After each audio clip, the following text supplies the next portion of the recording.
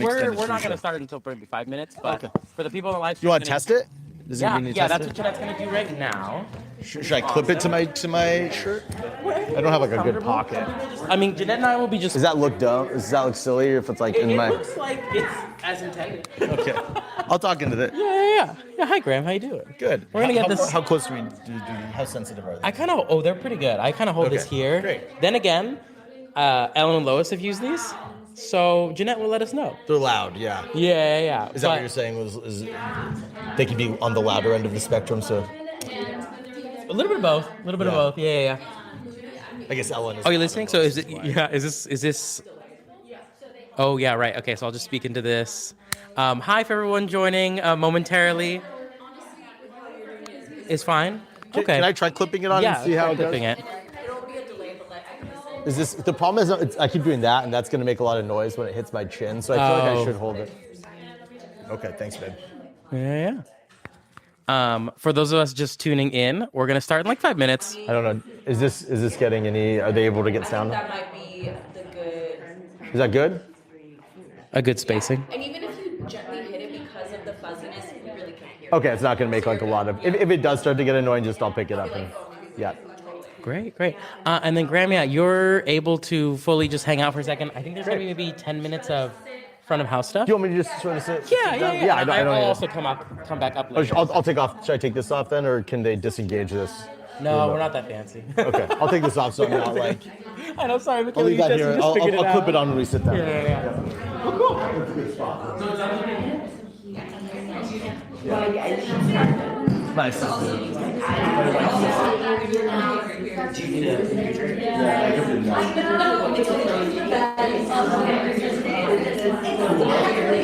I guess. Nice.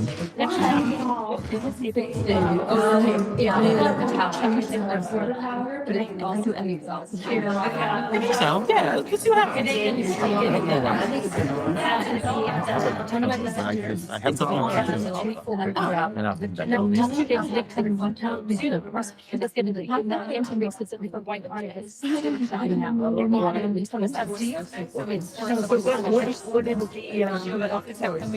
don't have like I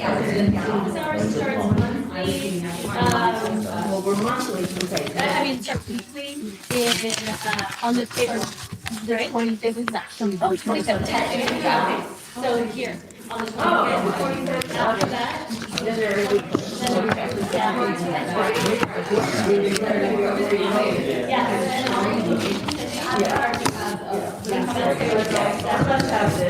I don't remember it being this detailed.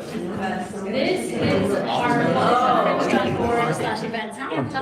Yeah, we're doing office hours. Yeah. Do I have to like register? No, you just show up within that time. These are all the locations starting on the 25th. You did it. I understand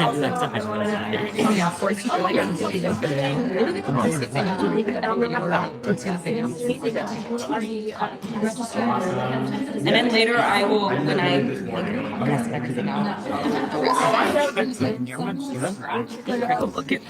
Yeah, I just want to find my phone and then. Well, I wish. Is there any way that this is the section of this article come out where they talk where our active dramaturgs and our disabled actors kind of talk about these projects a little bit? Is that worth sharing something? Yes, so if you email me a link, I can send it to everyone attending and then we can Terrible Lives in the story of it. And it was pretty much entirely about video space and like the disability piece. No, this is cool. We have for our marketing budgeting, someone sent us a packet and sent that out too. So That just came out like It's two shows, one show.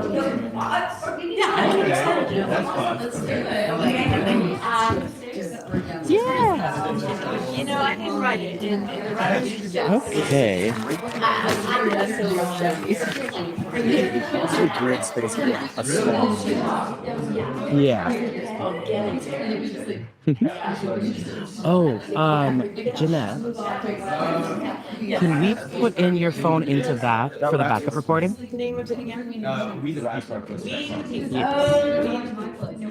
Then we'll be fine. I think the video is going well. Oh, right. It's okay. Yeah, no worries. Yeah. Hello. Testing audio. We're about to start in probably 30 seconds. I don't even know like I just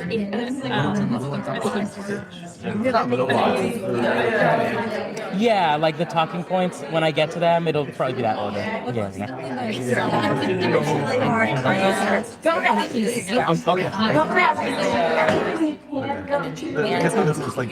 then this is the actual and this is what you can get. This is the you got it. So if you literally yeah, and that's the you have to go around and do that now.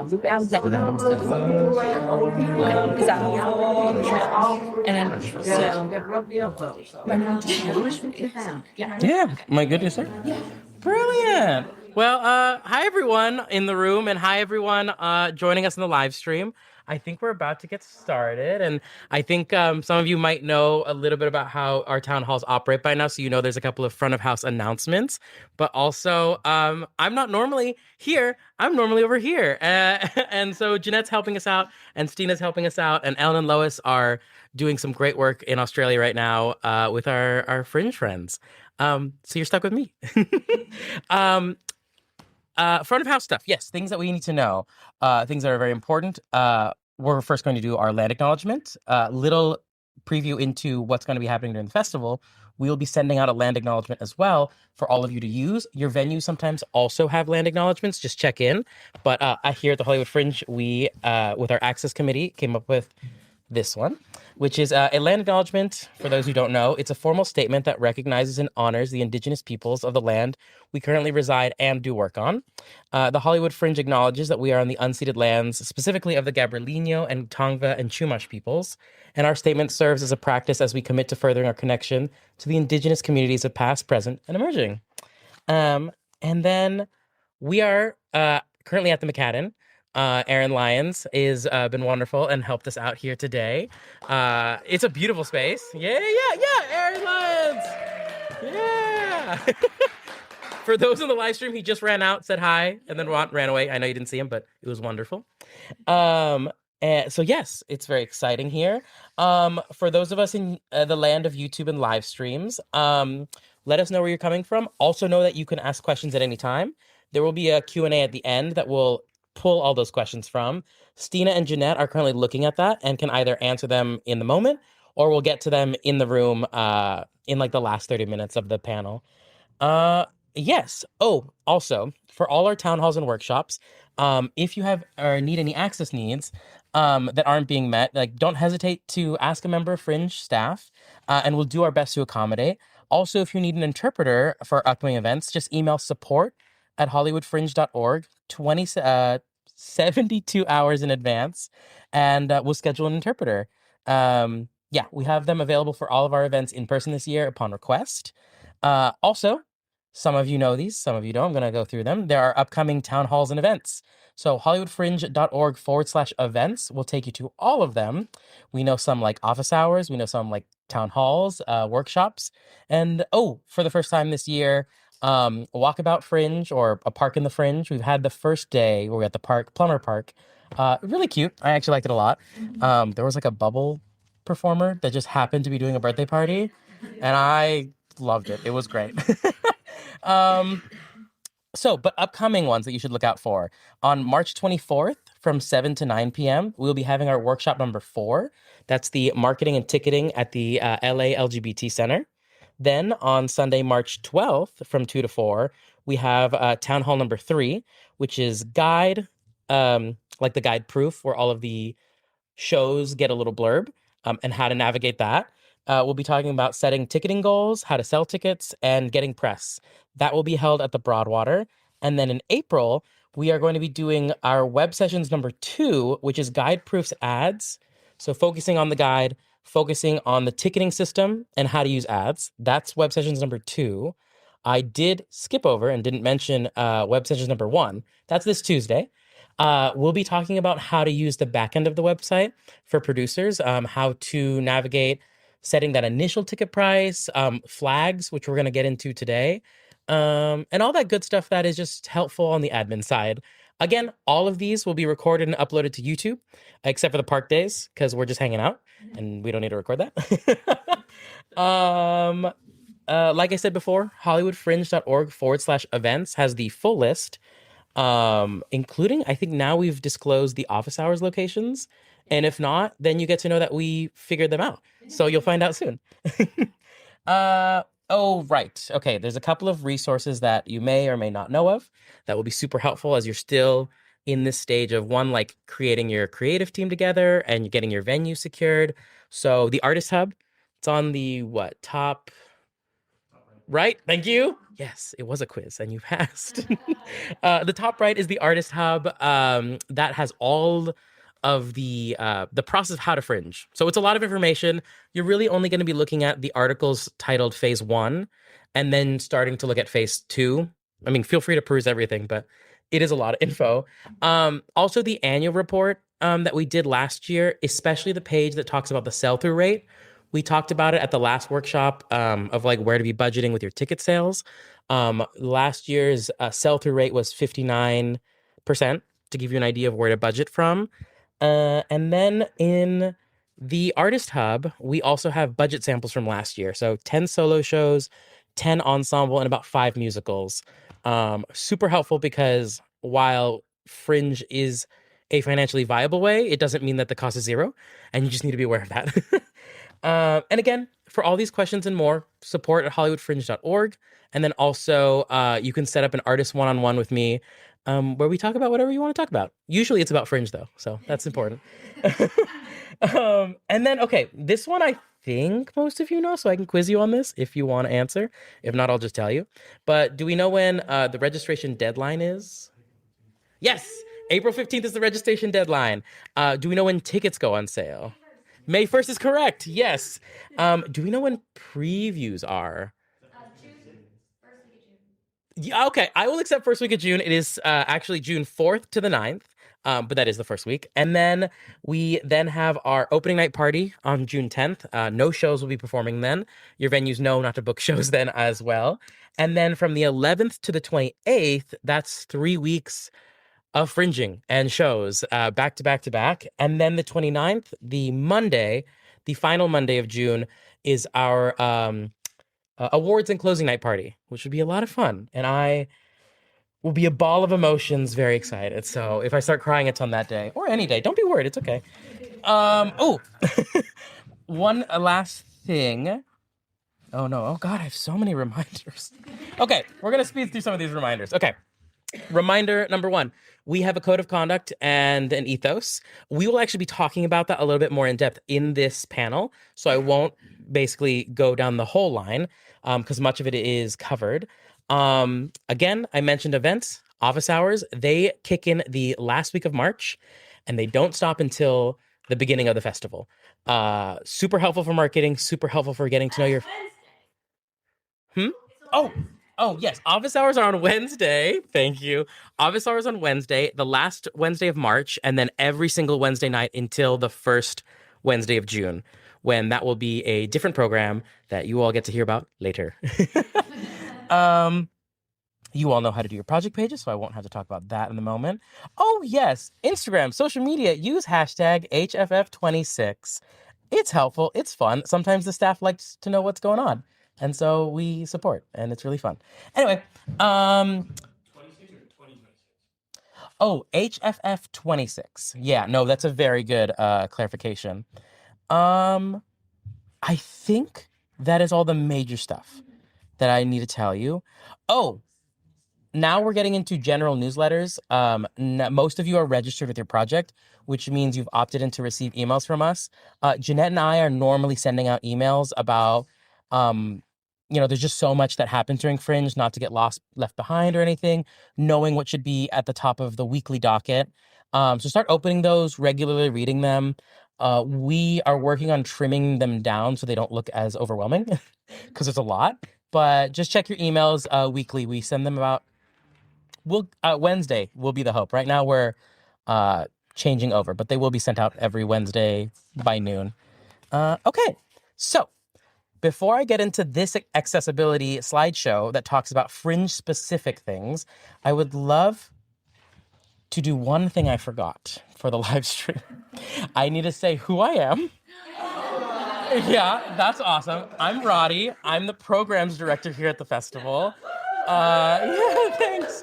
A visual description of me today. I'm wearing brown pants, some nice shoes, some coffee designed socks. I'm wearing a pastel type shirt, and then a jean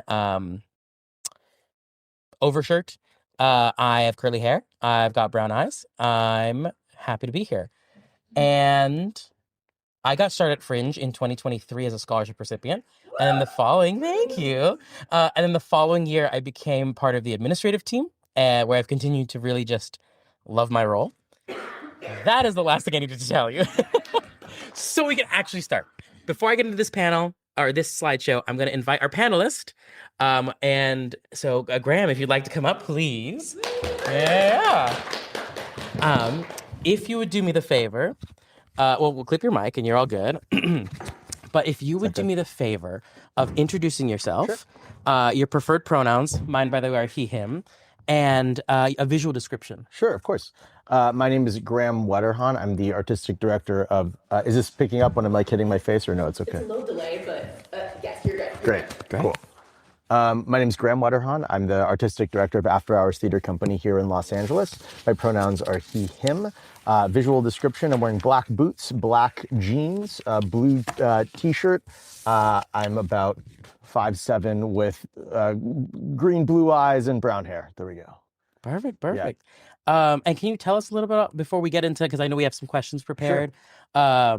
Can you tell us about your theater company and the show you guys are actually currently working on? Yeah, so my theater company, After Hours, has done a little bit of everything. Right now we're focusing, we just got our first physical space as of sort of the beginning of the year in North Hollywood. We specialize in, I could call us a theater company that specializes in immersive design, immersive and interactive design. So we were originally nomadic for about 10 years. And now sort of have a physical lab space, but that's actually not where the show that we're doing is. I started just doing traditional plays and musicals, and then in 2018 we did an immersive production of One Flew Over the Cuckoo's Nest that sort of expanded my mind about what could be done on stages, and I think that led me down the path of how do we push the limits of theater in all sorts of directions. So some of that was digital and live streaming, some of that was EDI work, and then now we're working really obviously on the show and accessibility and how do we push the boundaries of theater from that perspective. Yeah. And the current show happening, Sure. Yeah, please. Yeah, the show that I'm currently working on is called Room by the Sea. It's playing at Outside In Theater in Highland Park. It is this is the camera? Okay, cool. Oh, yeah. Great, just making sure. It's a triple co-production between my company, After Hours Theater Company, Coin and Ghost Theater, led by Zach Davidson, who's coincidentally also the lead producer at the LGBT Center, so you might get to interact with him. He actually developed the piece along with our writer and director, and then the Outside In, which is a new theater in Highland Park, and Jessica Hanna, maybe some of you remember Jessica Hanna from Bootleg Theater. This is their new space, new company. Zach Davidson originally developed the piece. I was brought on in 2022 or something like that. To try and find to do it. Co-productions were the thing happening right in the 2020s. And we looked for about 2 years unsuccessfully trying to find a wheelchair accessible venue. Now, a lot of venues were accessible. The show that we're doing is a retelling of the Icarus, Daedalus, Minotaur myths kind of mashed up. But the Icarus character is a wheelchair using actor. And so we needed to find a space an intimate space that was accommodating towards a wheelchair using actor. That was way harder than I think anybody expected. There was no space that we found many were accessible from an audience perspective. You could roll in, but for example, even in this space, right, to get to backstage, you'd have to, maybe there's a way from the back door, but it would be very hard to, the backstage spaces were just not very wheelchair accessible. Next door, I saw the Romeo and Juliet. And she was in a wheelchair then. That's great. Yeah. That particular space is great for it. But I will point out it is tricky, and we do have some spaces here at Fringe that are accessible, and we'll explain later how to toggle that when you're looking for your venues. However, there is a difference between actor accessibility and audience accessibility. Yes. We do have some theaters in the Fringe sphere where you can just walk on directly. which is really exciting. But The yeah, backstage spaces aren't necessary. it's still. Mhm. We have an actor. Our lead actor. He has cerebral palsy, autism, and is low vision and uses a wheelchair. And he likes to say that ADA accessibility means I can get into the building, and access means that I can do something once I get into the building. Absolutely. And I think that's a really powerful statement. And so anyway, so this space that they built in Highland Park outside in theater is beautiful and incredibly accessible, and we're very grateful to them. In fact, we had, we'll talk about how sort of we go about this later, but for example, we needed Cole, who's the actor, needed a accessibility, like a bar in the changing room, like you have in a bathroom or something like that, so he could change in costumes. And without even blinking, they spent $800 to put that bar in. On them. They didn't ask us to pay for that. So and they're as part of their co-producing, they've donated the use of their space to the show. So we're very grateful to them. Yeah, that's incredible. And you mentioned, and I did want to talk about it, and we'll probably bounce around. Yeah. But you were mentioning how there are 3 like producer leads on this project, and I know I've seen a lot of like, a duo production companies coming together. But could you explain a little bit more on what was the decision for 3? Well, it was basically Zach and I were looking for a space. We could not find a space that we felt was satisfactory for the show. My wife, Michaela, who's sitting in the audience, she was talking to Jessica Hanna, who runs this space, and Jessica, it was in construction for several years, and Michaela said, "Hey, is this space going to be ADA accessible?" And Jessica said, "Yeah, of course." And she's like, "Okay, you got to meet Graham and Zach." And so we did a walkthrough and just absolutely fell in love with the space. If you guys haven't seen this space, you absolutely should get down there. I mean, you can come see our show, which is running for another few weeks. But just in general, they also have a bar. It's a really awesome space. They do a comedy and improv show most nights of the week. So when we found that space, Jessica offered to come in, and the outside in team offered to come in as an additional producer. And so that's how we got to 3 co-producers. It was super cool. Yeah. It also helps that everybody is extremely kind and generous and is doing the project for the right reasons, and it fits sort of in different ways into every company's mission statement. So it actually, there's always collective action problems when you're doing a co-production or a triple co-production or whatever it is, but it's actually been an extremely smooth and easy process. Wow, And it's nice because, like, for example, last night, Jessica and the outside in team were opening a show at Boston Court, and so I was able to come and cover, right? So it's nice. No, it's incredible. Yeah. I'm now going to look at some of these questions, but one of the things that we were talking about, I mean, that just ties in great, is accessibility for an audience versus accessibility for your actors. Sure. What is one of the things, or what do you think is important for audience members to know before they buy their ticket? Like, there's a thing where you can message them. Yeah. Just as a regular theater experience. What are those things that you're like, those are the main things I always want to try to hit? Yeah, I think, first of all, I want to start this conversation by saying I'm learning, so there's lots of things that I'm going to say that I might immediately be wrong. That we're constantly learning. Our Axis dramaturgs, I wish, could also be here to join me today, but they were unavailable because we're doing our relaxed performance for like neurodivergent audiences today, so that everyone is on site for that. I think the stuff that we generally try to make sure folks know is parking information.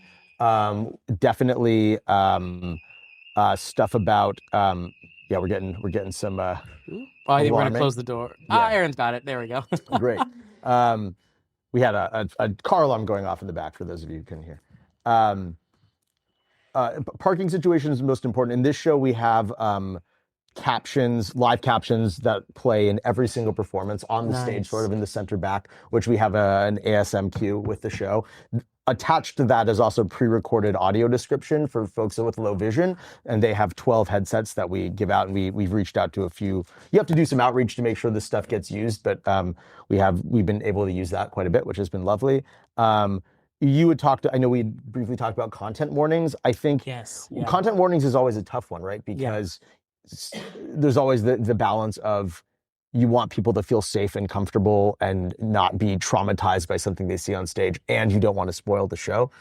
And how do you balance those two things sometimes? And so I think we have found that an opt-in situation is, if you would like to see the content advisories, click on this link, and that sort of gives you that information. Is that the correct or only way to do it? Absolutely not. Is that the way? Our current show is not terribly triggering, so I think it felt like that was appropriate. We have some mild reference to suicide and violence, But that's about it. It's not overly. I mean, not that only that, but it's not the main theme of the show. No, absolutely, yeah. And I think that because I understand wanting to be surprised and wanting to experience theater as it's happening. I love to, as an audience member, go in blind, but I have had the situation where I go in with a friend and I'm like, oh, we all want to see theater like this. And I think, oh God, it was a really big moment, I think. And it was Our Dear Dead Drug Lord at the Kirk Douglas. And I was like, I'm gonna go in blind and I'm gonna experience it. And for those who know the context of the play, it's very it's a lot. And so we then had to I think we just sat in the car for 30 minutes and just sobbed our eyes out. And I was like, oh my God, I've taken someone, and like it was in the program, which is super helpful. But like when we're rushing into the theater, we didn't open it, and it was a huge learning lesson, at least for me, when I'm like, okay, as a theater creative, but also as a friend bringing someone else into a theater show that I might not know about. I was like, okay, there is a level of due diligence that I need to do out of care for my fellow audience member and my friend in general. That I was like, okay, I'm going to absorb this into my theater going experience and practice forever. Cause it is a wild roller coaster of a ride. That show. Theater you shouldn't be forced into a situation that makes you uncomfortable. Absolutely. I mean, in that way, you shouldn't be given a trauma response in a show that you're seeing. Obviously, some theater is intended to make you uncomfortable, but you are hopefully opting into that feeling. Yeah, and we also, I mean, and you've clarified this with this statement too, but like we're talking about a gray area here, and so there's no one broad blanket answer. There are festival guidelines that we'll get into of what we should say, like, hey, it's best to follow this guideline, but so much of the work that we do on the fringe is that gray area work. And so we do have to sometimes ask a member of staff, like, hey, I have this piece in my show. I want to really ask about this and see if I'm doing the proper due diligence. And staff will always be down to talk about this, whether in the moment or being like, oh, I think this is a longer conversation, or we need more information and context for this. But we definitely want to have that conversation for your festival experience and for your audience's festival experience. I'm gonna hop back to these questions, but I was just also offering access is somewhat of an unconsidered, or it's a newer field. I mean, even when we were going to look at what are the best practices for audio description, the guidelines haven't been updated in 15 years. So this is really like a subject that we haven't spent a lot of time talking about as a community. So I think it's really cool that you guys are already sort of making sure that's at the forefront. And it's also a practice that's much easier to, when you've been doing something the same way for 20 years, it's a lot harder to add some of these things. I assume most people who do Fringe, not all, but a lot of them are younger or newer producers. I think it's fair to say. Ish. Yeah. And so adding some of these practices into your producing style early, I think, is the right way. Builds good habits. Yeah, absolutely. And I think that's part of the reason why we run these town halls and these workshops. It's, not everyone coming to Fringe has produced before. And I mean, rarely is that the case when all the stats break down. So it's a lot of like, here are best practices, here are guidelines. And we're all coming from different worlds of like, oh yeah, I've produced in LA for 15 years, for 3 years, or I just moved and I experienced a different Fringe and I want to know Hollywood Fringe. So these conversations are like, here's a blanket starting point and a blanket tool chest so that we know and can all like communicate in that way, which is incredible. One thing I wanted to add about venues in Hollywood is also something to be aware of is ADA compliant restrooms and which venues have them, which ones don't, and which ones have teamed up with local businesses. So like I know there are a couple of theaters that the coffee shop right next door, they have a good relationship where like, yes, you are able to use their ADA restroom. It's something to be aware of. I know that all of our venues are independent businesses and come from different perspectives and places, but also financially, it's just, the whole Hollywood space is struggling right now. And it's hard to meet the expectations that we really want to meet, but it's how do we create and find those ways while also wanting, the most access we can have. Going away from the venues and the audience, I want to talk about the creative team. And so how throughout the process, are you navigating that, having those conversations, and then supporting the access needs of the team itself? Sure. So the first thing we did, and I think this is going to be a field that's really important, is we hired an access dramaturgy team. We actually hired one access dramaturg who is was not a wheelchair user, but uses a cane and has a few other visible and invisible disabilities. And he said, "Hey, I'm thrilled to be on this, but I also need to bring on my friend who is a more authentic wheelchair user for this show so that she can advocate for our actor in the space." And so they came together. That's Dean Grossbard and Lee Rosen, if any of you know them. And they started a company through the show called accesscollabs.com. And so they're starting an access dramaturgy team, which would be available to all of you guys. That if you reach out or ask questions, they would be thrilled to talk to you guys about access if you have any questions. And they are much more educated about this and much better representatives of the work than I am, although hopefully I'm doing them a little bit proud. And so that's the first thing we did. And we also hired a casting director that specialized in casting wheelchair using actors, because it was very important that we actually had a lead and understudy who were authentic wheelchair users and not just an able-bodied actor that was in a chair. So those are two first things. When we talk to cast, just things that we do every day, we did an access sort of onboarding. In some cases that was written. For example, our lead actor is low vision, so we didn't want to make him type, so they had a phone conversation with him. And that allowed us to add things to the rehearsal process, like somebody who's very sensitive to scents, so we did no perfumes or colognes, ideally, or minimal scents in the rehearsal room. Somebody who's really sensitive to fluorescent light, so we tried to use as much natural light or stage lighting as possible. Things like that to find out how to make people more comfortable. And it's also important to recognize you're never going to be perfect. And sometimes needs directly contrast other needs. Sometimes there's accessibility. To be accessible to one person means you're being inaccessible to another person. And hopefully everyone understands you're doing the best that you can. And you've got to just sort of, as a producer or as a team, sort of figure out where you want to be prioritizing. Absolutely. And I think that also is touching on one of the things that, honestly, if the one takeaway that, and it'll get hammered home a lot throughout this workshop or this town hall, is communication is the name of the game. And if you can clearly say where your limitations lie, where you're able to excel, and where it's like, I'm sorry, we don't have the structure for that. That is going to help your festival experience with your audience and your creative team way more. I know that sometimes we have fringe shows often that are like casting within their communities and people they know, and it's other times it's not. It's people they don't know, and it's like, the beginnings of a company, and it's like wanting to have that level of transparency will serve you so much more than attempting to operate at an assumed level that really shouldn't be the case. Communication will be key. Just out of curiosity, Jeannette, what's the time check? Because my phone's running the live stream. Oh, sorry. So I actually don't know. You're doing great. Oh, it's 2:35. Okay, then we're good. Great. We're good. If you're good, I'm good. We're just gonna. I'm totally good. Yeah. I was gonna say the last thing we do is we do daily access check-ins. So before every rehearsal starts, we all get in a circle and say, how where are you at today? Anything we should be aware of or anything. They don't have to like specify, but just say I might be running in and out of the bathroom, or I'm feeling a little anxious today, or I'm feeling tired. I might need to go sit down. That kind of thing. And if there's anything that we can do to help, and if not, they say my needs are being met, or I'm taking care of my needs, or something like that. And so that's been really good. And I think that, like you're saying, consistent communication allowed Cole to say, hey, I know it's a big ask. Can I get this bar? Is that even a possibility? Where he was like, normally in a different room, I would never ask this in a million years, but I feel comfortable enough that I can ask this of you guys.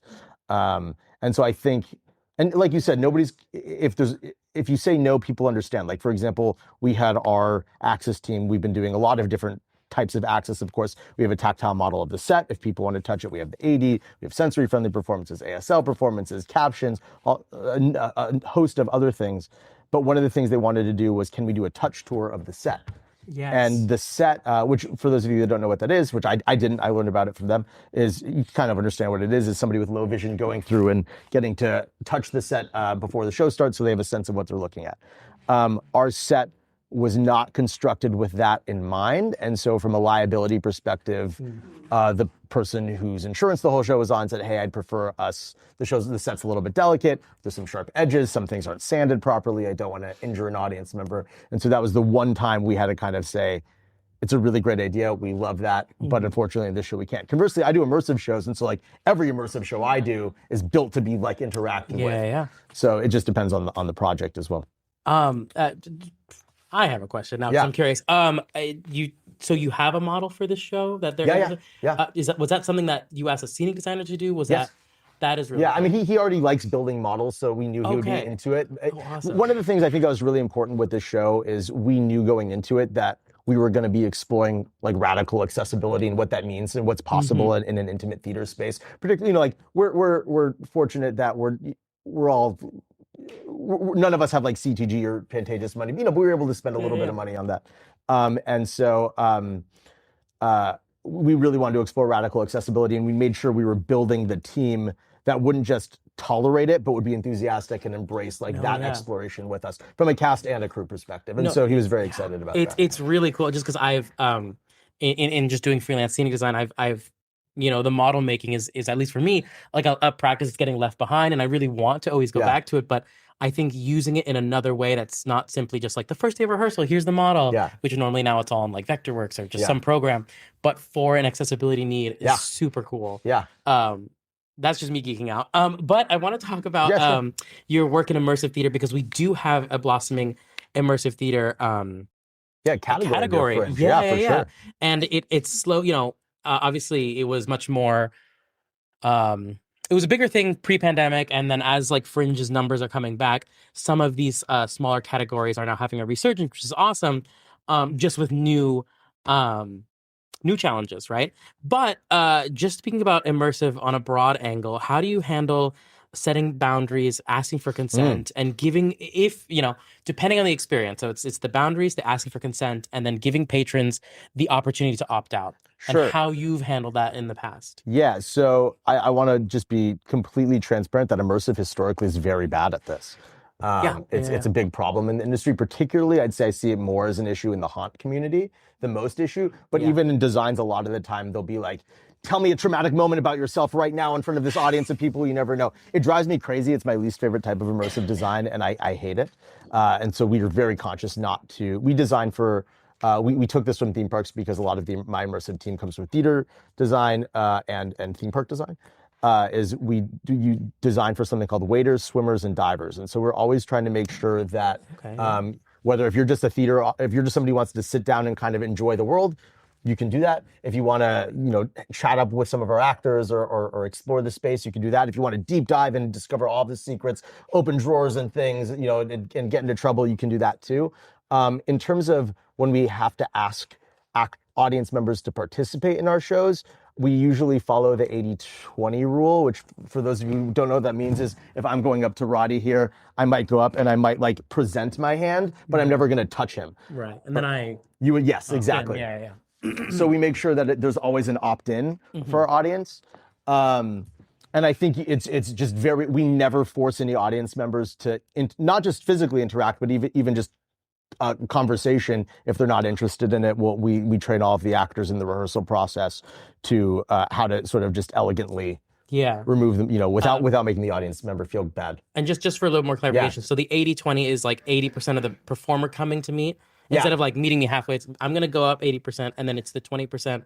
You finish it, Yeah, okay, cool. 90, 10, 80, whatever but thing. Some breakdown, Yeah, just basically it's hey, would you like to? And they're like, oh, yes, yeah. Or then okay, great, no problem. Yeah. Super important, because while immersive theater, we do have a lot of clowns. Yeah. And whether or not you're watching on the live stream, you're watching here, we have a couple specific things. Because we're so lucky enough to have a big blossoming clowning community, this is something that we do have to be aware of with clowns that often want to play with the audience.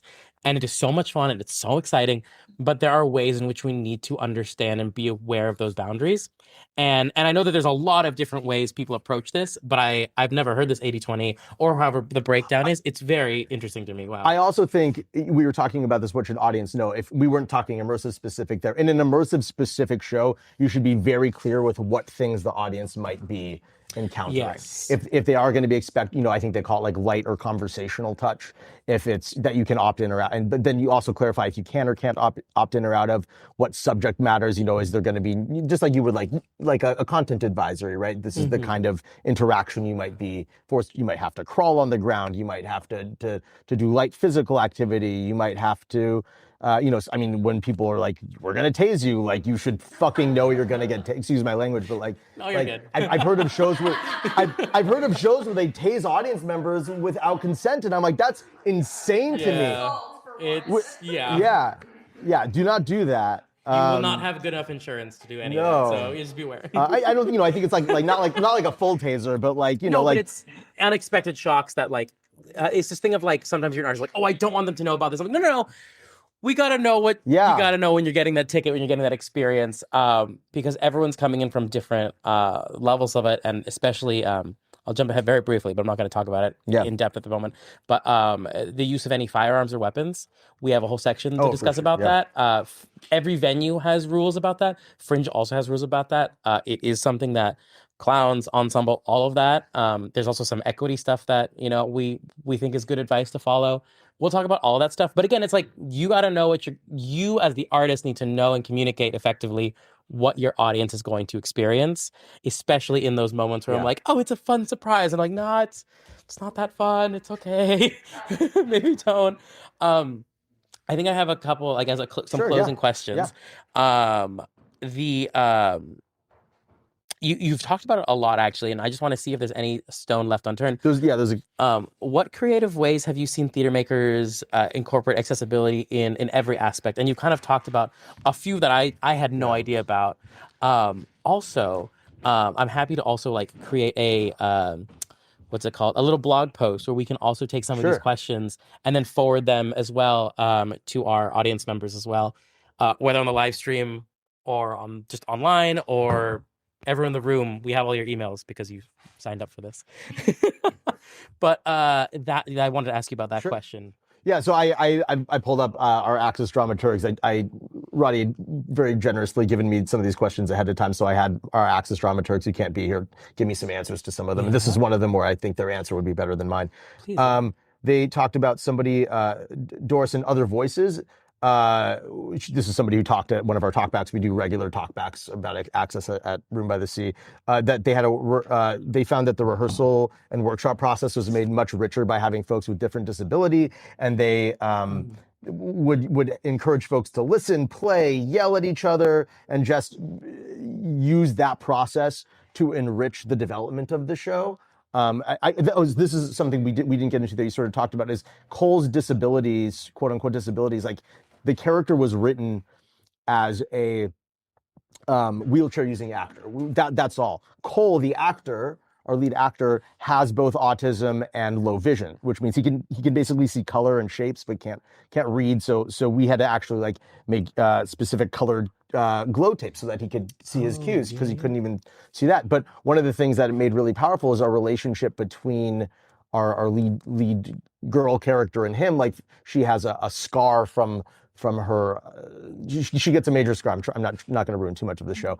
And there's a really powerful moment where in the script it just says she shows boy the scar. And in our version, she takes his hand and runs his hand over this physical scar because he's low vision. And it adds this really, really dynamic, powerful moment that is maybe my favorite moment, or one of my 2 or 3 favorite moments in the show.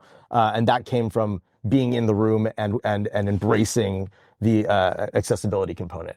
Yeah, no, that's incredible. I don't know if I think I just answered a different question, but it's just like it just seems a very theatrically fulfilling way of doing that. That's super effective. Yeah, I think it's really cool. One more thing as we close out, because in case I forgot about things, but also just general advice that you'd like to offer, or I don't know if they please. A couple things that I can think that we didn't get to touch. I think when you guys are approaching access, it can be very intimidating, right? Because you can't do everything, and it can seem very expensive. I think the way we've found to approach it that I like best is the way you would approach most of your creative process, is blue sky. Do you guys know what that means? Or approach it with an abundance mindset, not can we do this? If we can do this, it's how can we do this? And you might find that there's certain things that you're unable to do. For example, that touch tour we just decided we couldn't do. But there's a lot of things that we didn't know how we could do audio description, and we figured it out, or live captions, and we figured it out.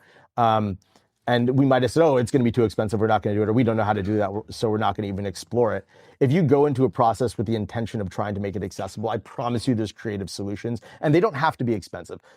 Particularly at a Fringe level, some things might, like, as amazing that you guys have ASL interpretation as an option. That's incredibly expensive. It can be, $400 to $1,000 like plus per night. So that's an incredibly generous thing to be offering.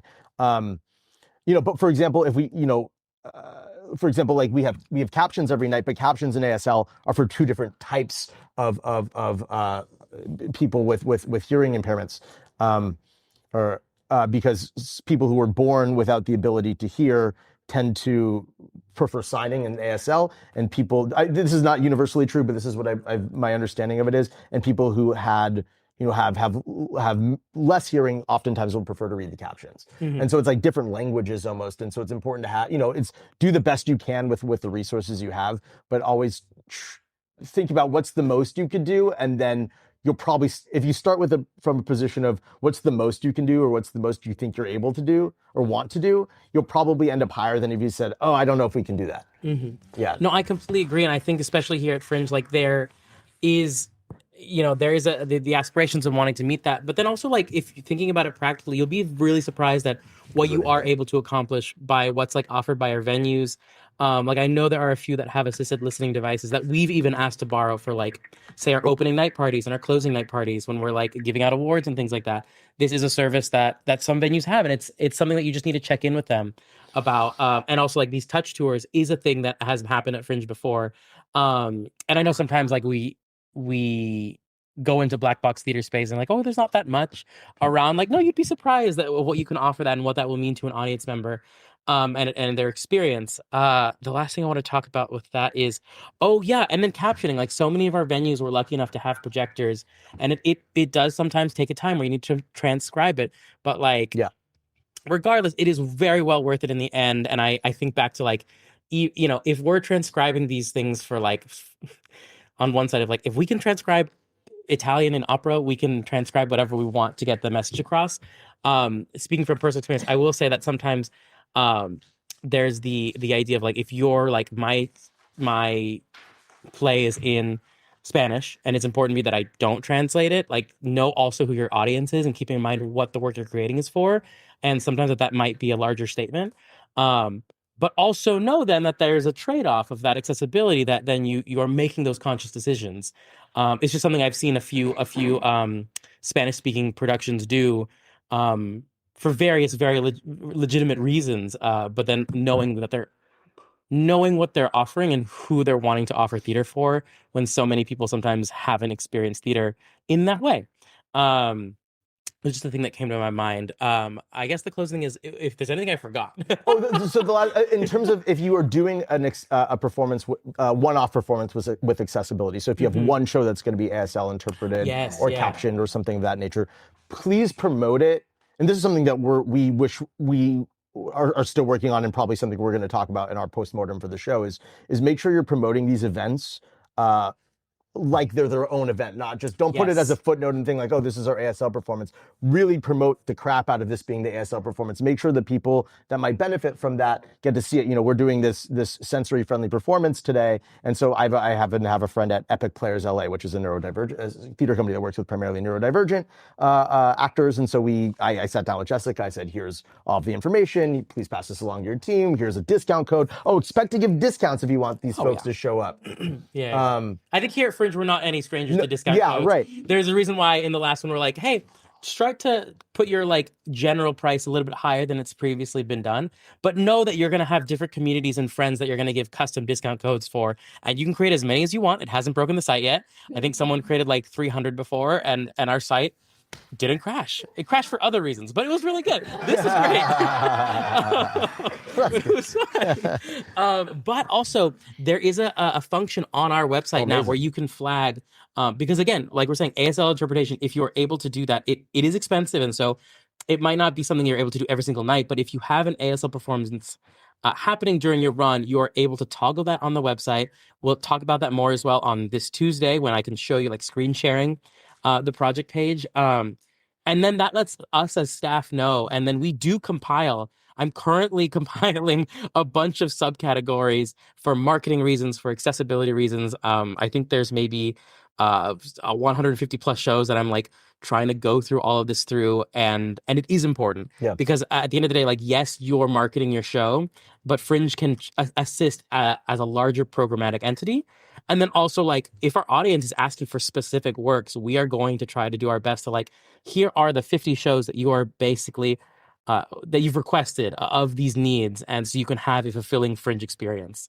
I would have probably forgotten about that, so that is a great thing to mention. Oh, good. Thank you. Well, and I think with accessibility, don't get discouraged if the first time you have an ASL performance, nobody comes to use it or only one or two people. Anything is good. We talk about this with DEI work as well. Like if you're like, oh, this primarily white institution all of a sudden is like, this is going to be the Latino play, and then we don't engage that community. Like, oh, why they didn't show up, so we're not going to do that kind of work again, right? It's a real problem that we've had historically in theater and in LA theater, and so I think we have to continuously engage, these audiences to make sure that they know they're welcome in our spaces. Yeah, absolutely. And then in the Fringe realm of that all, it's like, know that the producers before you from the previous, like it takes time to foster those communities. Like obviously it's those things where it's like it might not be the most attended thing right out the gate, but whereas a show will have like a 3-weekend run and like can kind of build that momentum. Fringe, we have a month-long kind of thing, but also know that your previous producing cohort of predecessors have also been building the structure, also wanting to come to that level, so that it just gets a little incrementally easier next year when you're trying to tap in where people know about the work and know that there are shows that can fit their needs. And it's super cool to see that where we have shows or our audience members who are like, I had no idea about these 2 shows, but I'm now regularly seeing these types of theaters that meet my accessibility needs.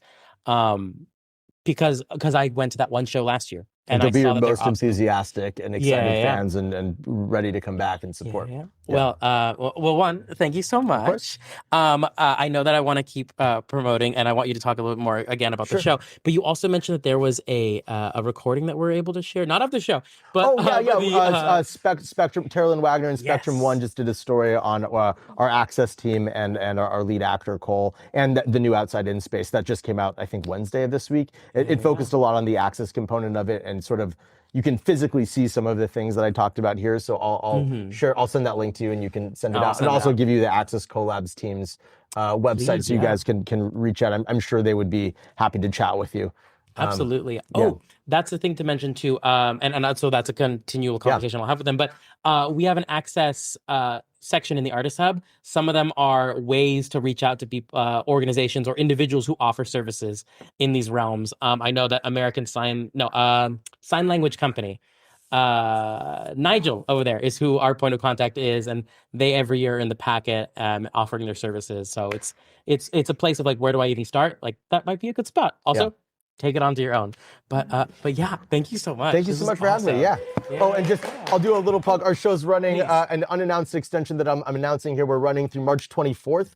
We run Saturday, Sunday, Monday, and Tuesday. Sundays are at 3 p.m. All other days are at 8 p.m. And we're running for the next 2.5 weekends. So we'd love to see some of you there. If you want to see some of this access in real time, we also have a wonderful exhibit by artist Laura Brody called Opulent Mobility, where they take wheelchairs and walkers and mobility devices and it's a tactile exhibit of really beautiful like walkers and wheelchairs and things. That's in our lobby. So I hope to see some of you guys there. Thanks for coming out today. It's called Room by the Sea by John Guerra at Outside In Theater. Also, it was sent out in the newsletter for participants, so this shouldn't be the first time you're hearing it. Oh, and we have a couple of postcards here. Which is very fringy, which is great. But yes, thank you so much. Of course, thanks for having me. Applause got the right for Graham. Thank you so much. Oh yeah. You just set that on right here. I'm gonna have, if it's all right, Jeannette, our operations and marketing manager, join us. Is that the title? I should keep the mic close to me. But Yeah, Jeanette, if you want to sit where Graham was sitting, I think that it'll be fine. Yeah, fine. Yeah, I'll stay. That's okay. I wanted to leave, but no, it's fine. Oh, actually, I'm gonna totally walk the camera. Oh, great. Ooh. Oh yeah, I got the mic right here. No worries. I think we'll be taking a 2-minute intermission while we check out our tech. But since you're all here, do we have any questions so far? I think we're about to get into all the Fringe specifics. So no worries there. Are we back? We're back. Okay, never mind. The show, our regularly programmed scheduling is fully able to be back. Let me just check that this is working. Yeah. Oh, thank God. That's so great. fancy. Okay. So hi, Jeannette. Hi. Jeannette is our operations and marketing manager here at the Hollywood Fringe Festival. Do you want to introduce yourself by giving us your pronouns, a visual description, how you came to Fringe? Oh, okay. I think that's what it is. Good. Yeah. Okay, great. Hi, everyone. My name's Jeannette. I use she, they pronouns. I have shoulder length curly hair, a big white headband, glasses, gold hoop earrings, a black shirt, jeans, black shoes, and a big smile. I'm happy to be here. And then I was fortunate enough to be a scholarship recipient in 2022. And it was a really great experience. I learned a lot. I'm not originally from this area, so I really felt like I was I joined the community with like welcome arms, and that was really, really comforting. And then I joined the team in 2024, and I haven't left. So I'm very excited to be here. We're glad to have you. Yeah, I'm thank excited. you. Yeah, I'm excited. Fringe is a Yeah. lot. And we're a small team, and Jeanette's amazing. And if you don't know who Jeannette is, now you know. So we're just gonna go through this slideshow and talk about what we just talked about with Graham was basically like a larger LA theater overview of accessibility, or just theater and accessibility in general. We're kind of going to get into the nitty gritty of how it works at the festival, what tools you have at your disposal, and kind of best practices, honestly. So it's going to be us going back and forth a lot. But yay! This is our accessibility statement. I believe Wiley, who you will also meet during the festival, helped create this. Who created some lovely infrastructure for us to work off of. But yes, the Hollywood Fringe Festival is committed to increasing accessibility for audience members of all abilities and backgrounds. This includes disability access and interpretation services, as well as providing clear ideas of what we can and cannot provide. Again, it's that level of accessibility. Ooh, I'll also mention, I'm going to email all of you this slideshow. Please take your photos and everything, because it's super helpful. But I'll also be emailing it out. That's what I learned last year. Is that we can email this out, actually, and it's super helpful. Now we know.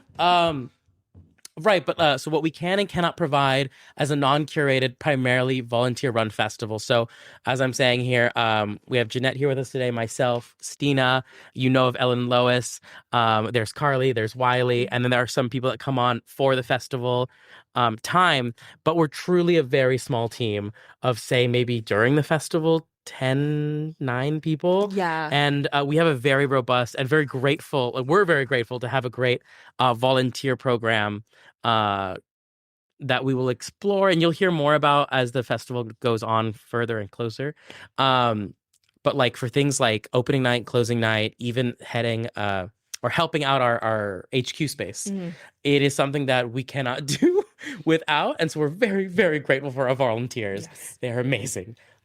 Accessibility flags. So, Jeannette, do you want to talk a little bit about this? And then I can also talk about some things. I believe all of these are still viable on the site. I know that we've had a website facelift, and so certain things are now added. I doubt many things have been redacted. But yeah, if you want to kind of talk through some of these and what they mean. Yeah. I know we talked about some at the top with Graham, but yes. Please. Yeah, I won't, you guys can take a look and look at what makes sense for you. We're having it's the upcoming web session is on Tuesday, right? That goes Correct. on the website. So Don't worry if you're like, wait, I don't even know how to add that on your project. We'll get into that on Tuesday. And then the video will be on our YouTube for you guys whenever you need it. But these are just some examples. And really, I mean, Graham had such great insights. So to like kind of continue that conversation, really thinking about your show, like, yes, we're artists, but like it's time to think about logistics and as an audience member, what someone may need coming in, like even like sensory friendly. That's something to think about too, what that means. I'll talk about primarily visual and primarily sound performance. So there's a bit of a confusion sometimes with our artists, understandably so. Primarily visual performance. Some artists think, like, for example, they bring a farce and there's a lot of physical comedy and they're like, oh, that's primarily visual. Not necessarily. There's still a lot of talking and speech. It's very fun and exciting. I love physical comedy. But primarily visual, I would argue, would be more movement-based pieces, right? Like a clowning show, not really too many words. I mean, for this, you could sit there and someone may not even know the language, like English language, but they could still pretty much understand what's going on. I would, the vehicle of storytelling is really based on movement or visuals, performance art, whatever that may be.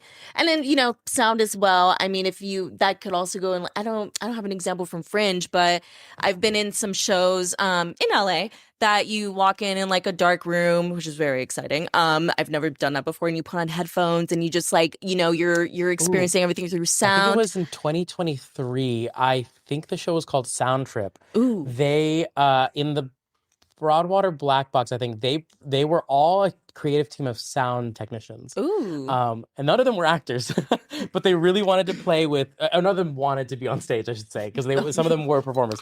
But they ended up renting or just owning a bunch of disco, like silent disco headphones, and they gave every single audience member in this theater of 50 people these headphones, and then they selected 2 to be on a separate frequency, and it was a completely auditory journey of like a radio play that was acted right in front of you by taking 2 people from the audience, and they were just given instructions of movement to do or of lines to say. Something that I really wanted to check out, but it sold out immediately because it was like, what an interesting concept. But that's what comes to mind in the Fringe level. Yeah. And things of that nature. Yeah. So this is just some examples. Thank you, Rody. And then flashing lights, of course, as well. I will put in a personal anecdote. This is something which I'm going to get into in a bit. I have asthma.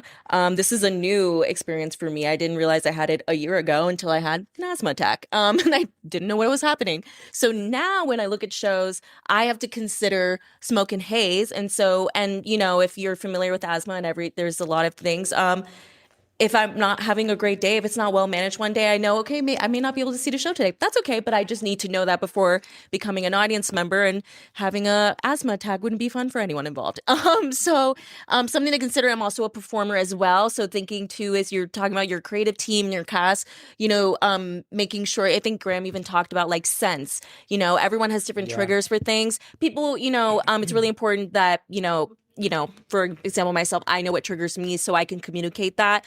It's all about conversation and communication. Priority early access seating, Rody, would you want to explain that a little bit more? Yeah. So it's still totally feasible here at Hollywood Fringe. I know that most of the venues operate under 15-minute load-ins, your performance, 15-minute load-outs. There are some more boutique venues that, like, if you have a piece that you're like, I want to make a piece that's 3 hours long, then they'll work with you, but not every venue is like that. But it's like, okay, so you traditionally have 15 minutes, and it's okay, I think, to peel back the theatrical curtain a little bit sometimes. I know some people are like, no, when the audience enters in, like, I load it in 10 minutes, and then I load my audience in 5 minutes. Totally possible. I've seen audiences come in like 2 minutes. But it's like, oh, I want them to really be immersed in my space for very valid reasons. But I also think that it's like, you can still allow them early access even 5 minutes into your piece if they're the only ones to get them settled in.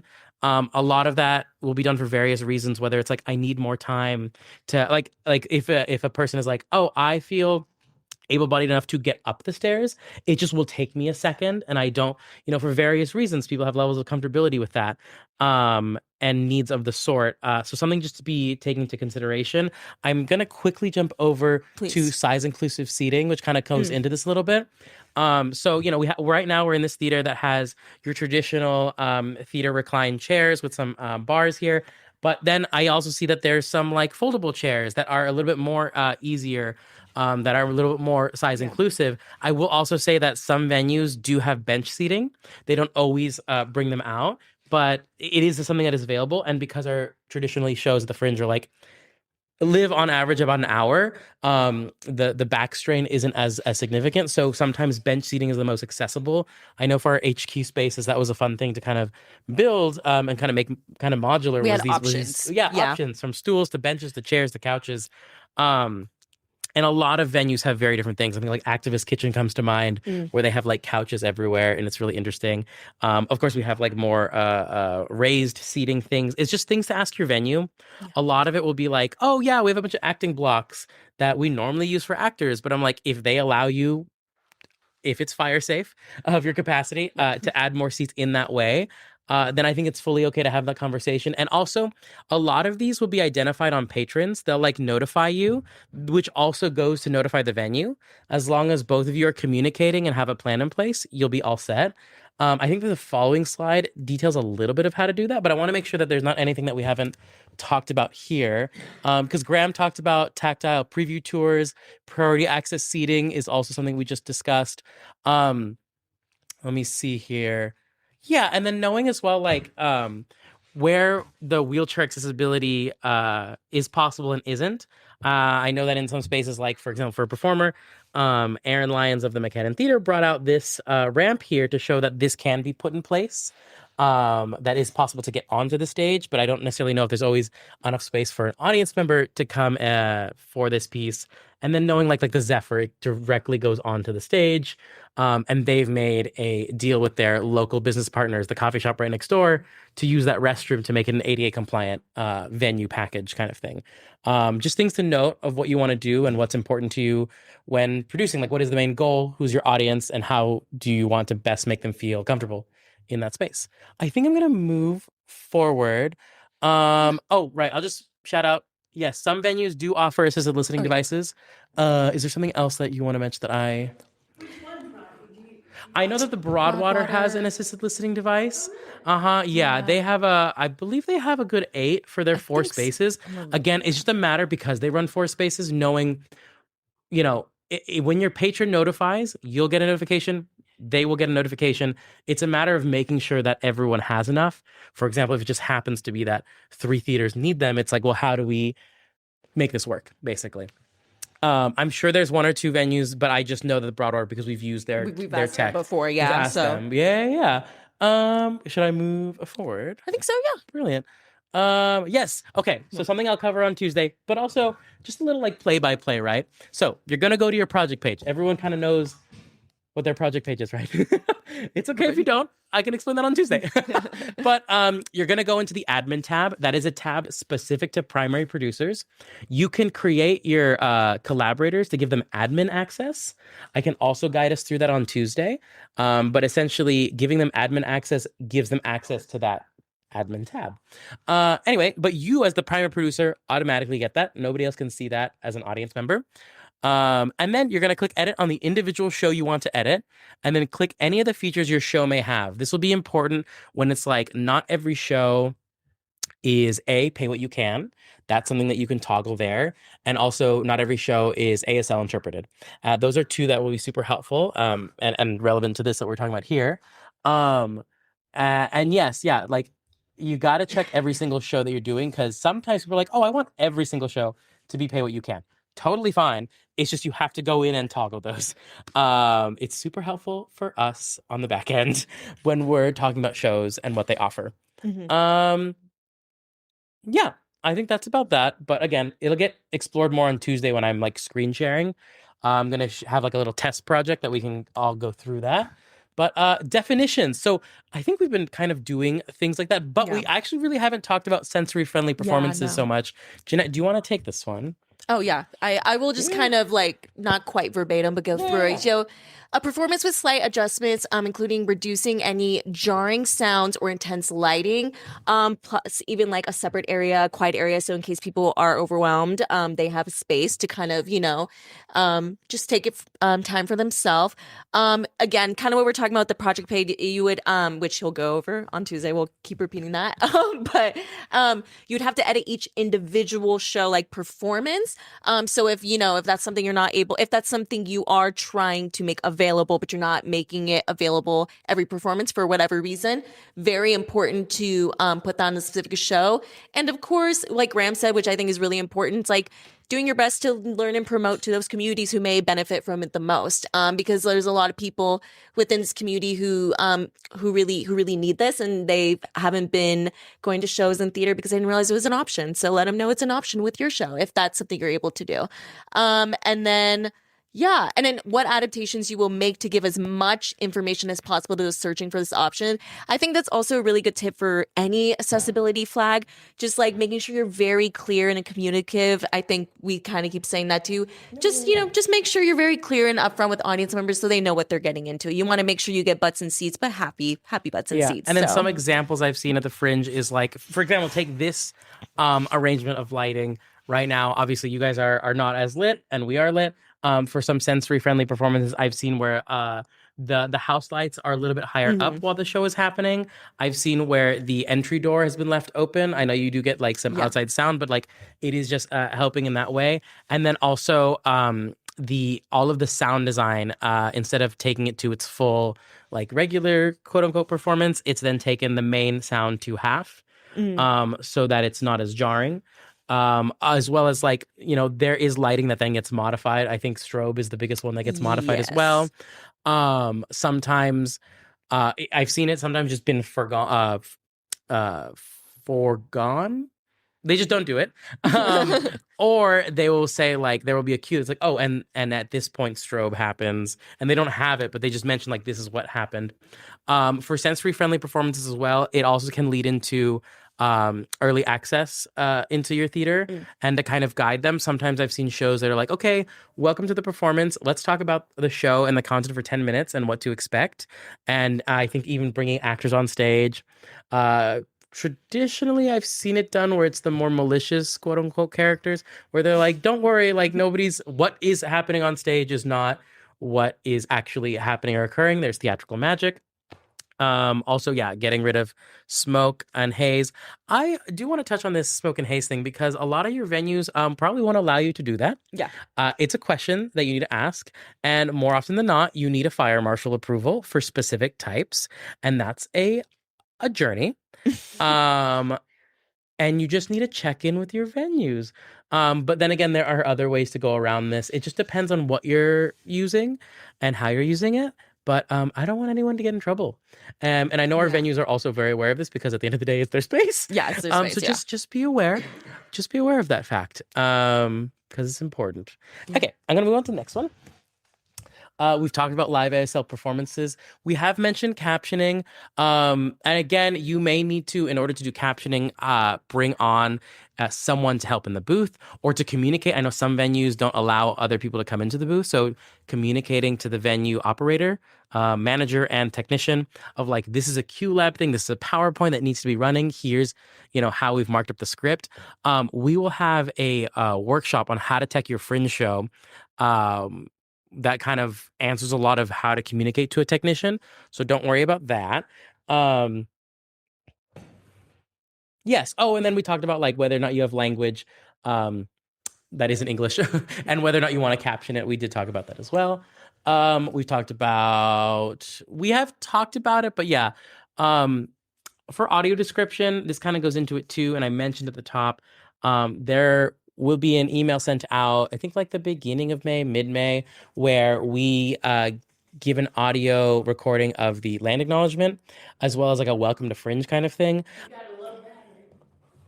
Oh, no.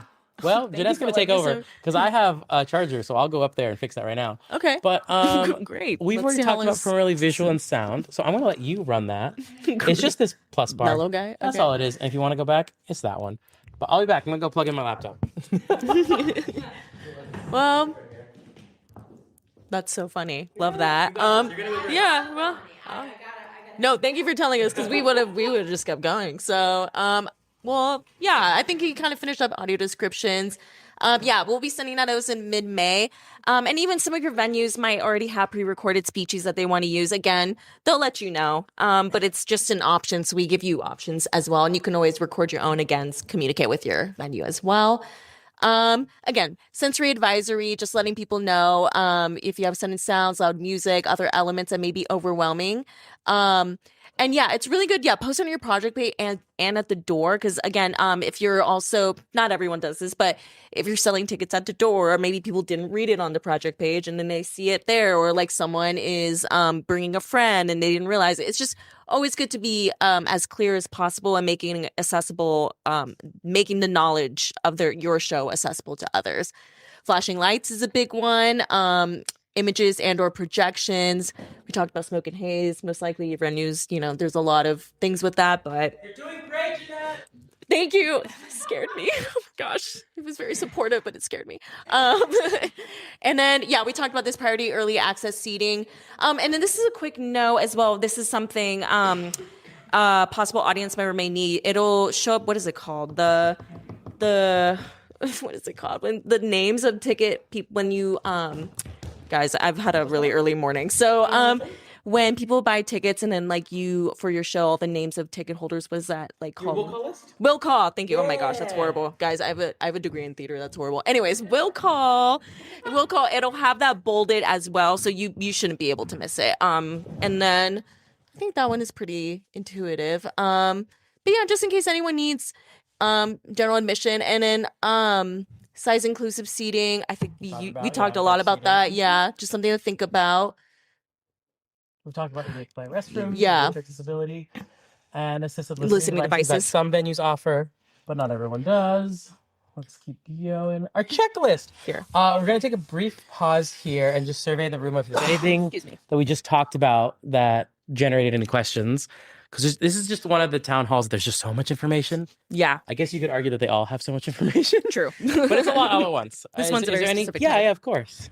Okay, so when it talks about like doing the audio descriptive, like how does that work? Like, is it happening at the same time, and is it interrupting like what is happening on stage? Yeah. Like, is it private? Like, how does that? I'm just curious. Just to reiterate for the live stream, the audio descriptive, how does that work in general at Fringe? Kind of the idea. So sometimes it's used as a specific performance, like accessible night, where it's like, okay, in lieu of the sound effects, there will be a talked through version of it.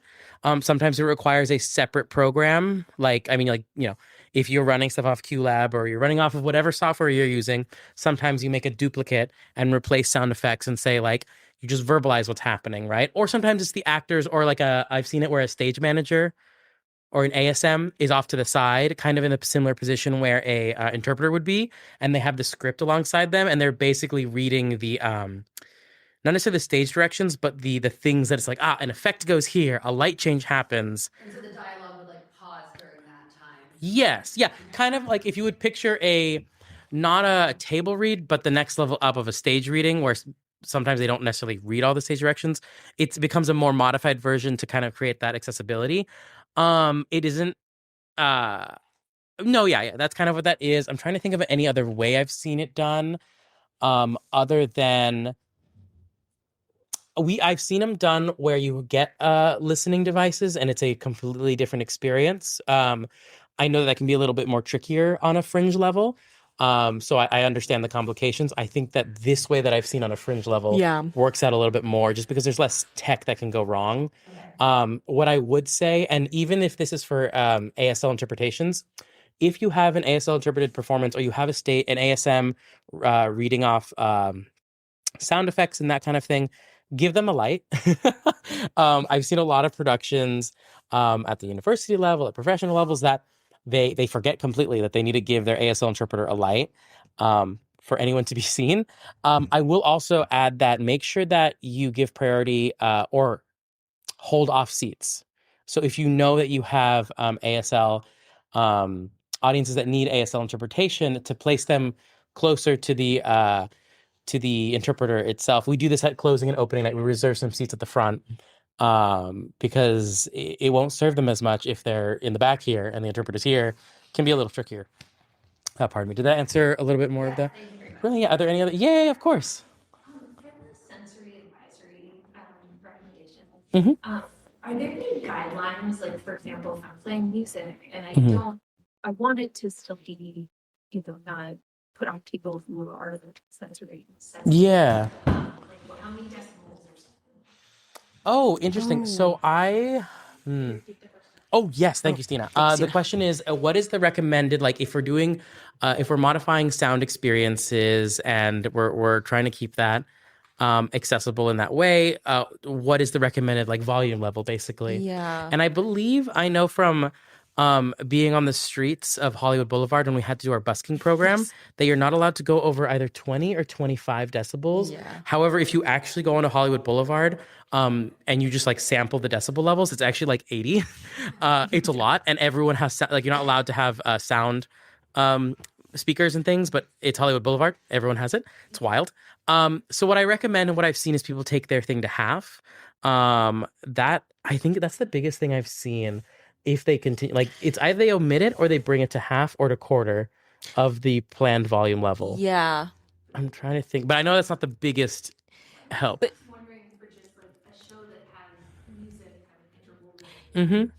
that like would just be a level that I wouldn't have to put a sensory advisory, or is it like literally you play any music you need to like say that there's a sensory? That's a really great Oh. question. Yeah. Yeah, I that is a good question. I think it's also case by case because it's like, take for example a musical using tracks.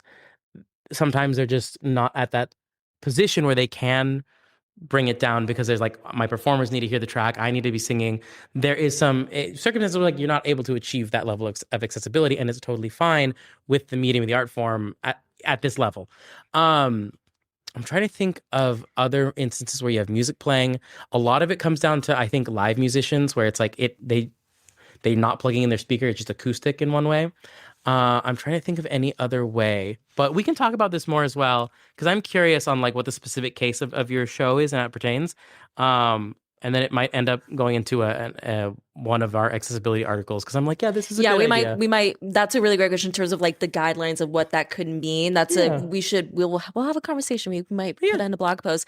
What I will say quickly is that for right now, something I was told a while ago from some show I was doing, I couldn't tell you what it was, but what's the intention of the music, right? So if the sound is to jar people, well, that's really clear cut, right? I would argue you keep it down. If you're having a sensory sensitive performance, maybe don't have it at all. But if it's just like a part of your show interwoven, again, we can talk more of it. I think you're in the clear. And if anything, if you were thinking about like sensory advisory, just think about like how loud it is, which of course I don't have like the decibels on hand, but that's a really great question. Just think about the intention of the music and the sound. And if you think that for someone who, again, is sensitive to that, might be, it might be sensitive to that. Just put in your shoes. I will also add that it's less so because music, unless it like jars really quickly into it, it tends to have like a build up and everything. What we really see a lot of is door slammings, loud gunshots, dogs bark, like things that are thunder, really quickly, like thunder that come out of nowhere. Yeah. That it startles me all the time. Yeah, that startles me. But and like if it startles me and it's not like and if someone who is sensitive to it, I think that's kind of more where it's pertained to. Let me click forward. Going. Oh wait, One more sorry. question. One more question. Yes. Yeah. Remind me, at the beginning of Fringe shows, can somebody kind of step in front of the audience and maybe say a few things? Oh, absolutely. Oh, I mean, also at the end of the day, it's your show. Yeah. You have so much ownership over it. You are fully able to come up at the beginning of your show to say something about it. I've seen some really cool stuff actually with that kind of form. I've seen directors dedicate each. It was a historical piece, and they're like, oh yeah, this is going to be dedicated to this individual who survived this moment, as well as doing the land acknowledgement themselves. We require that there is a land acknowledgement. How you decide to present that, there is a lot more theatrical freedom in it, and then also you are more than welcome to, and it happens a lot, give a closing speech. And usually this is for work that's like, hey, this is still in development. If you'd love to meet me on the street and talk about the work, it's totally fine. A lot of them will then tend to shout out other shows in the audience. It's a little bit more free form. But again, just knowing that Fringe moves fast, keep that planned schedule in your timeline. So if your show is an hour long and you have a 10-minute or 5-minute speech and you now go to an hour and 5 minutes, you need to talk to your venue about like, oh, I actually don't need 60 minutes. I need 75 maybe to give me a little bit of that cushion. But totally fine. Yeah. Did I even say what the question was? The question was if you could give speeches in person before your show, and then I added and went on a whole tangent. But great question. 3:23. It was close. I asked like 2 seconds ago. Oh, okay. That's all. Right. I was like, how did you know that? Okay, good. I'm going to go into this. So there's a lot of accessibility flags. Not all of them will apply to your production. Sometimes people get really excited and just start clicking off everything. And there's no way for us to really check that. So it's kind of a, please do your due diligence so that we can do our due diligence. And again, it's the communication. Most important from this slide is being honest about what you're able to provide and what you're not able to provide. Oftentimes it's a collaboration of communication between your venue and you as the artist. What you're able to provide and what your venue already has in place. Some of us may have already booked venues, so just check in with them. And then those that haven't, shop around.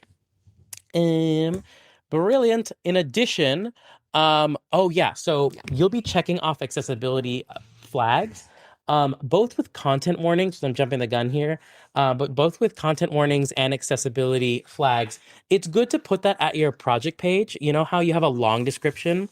Put especially your content warnings, but also your accessibilities and what performances, put that on the project page for your audiences. Because I know that there's a lot of the toggles that your audiences can find. There's also just potentially a fatigue, for fringers who are like, I want to see so many shows. And by the time I'm clicking through and seeing everything, it's just so much. And putting it in the project, the long description of the project page is super helpful. I've seen it done where they will put it in bold or they'll underline it, and then the rest of your bio of the show and the description happens there. Keep in mind the long description of the project page fully able to be edited even after the show's closed. Honestly, you do get admin access to the whole time, but especially during June, you're adding those reviews, you're adding feedback, you're adding all this stuff. It's fully able to be edited. What isn't is the short description, and the short description is mostly your 3-sentence pitch that then gets printed into the guide and has to be locked in by April 15th. Just side thing. Make sure that you don't have any typos. Jeannette and Lois and a lot of the team, but not me, because it's a lot. And I'm like, it's so much. They are really trying to make sure and checking all of that. And we don't know if it's an artistic choice or not. We don't know. We really don't. Truly, we it respect happens. it. We want to respect it because it happens. That was with my show when I put it up. It was an artistic choice. So I'm glad no one touched it in that way. Yeah. I will also say, because there's mentions here of the box office and who to contact on the day of. You don't necessarily have to put that contact information on the project page's long description, but you all get a function where you can message your ticket holders for a particular performance directly. And that will be super helpful as well. Go for it. So I know that you can do some discount codes that are associated with certain tickets. Yes, yeah. Can you message people that bought a ticket with just that discount code? If that makes sense. Yes, you can. So what's going to happen is you will get the will call list. Thank you. The question is, can I reach out to specific patrons who have used a discount code? And if I can message them separately than my larger patron base. It is possible. It's not necessarily common. So there's a little workaround. But essentially, when you get your will call list, which you have available to you at any time, but you'll probably want to use maybe 2 days before, the day before the show, you're able to look at that. You're able to toggle by price. And then you're going to see who used the discount code.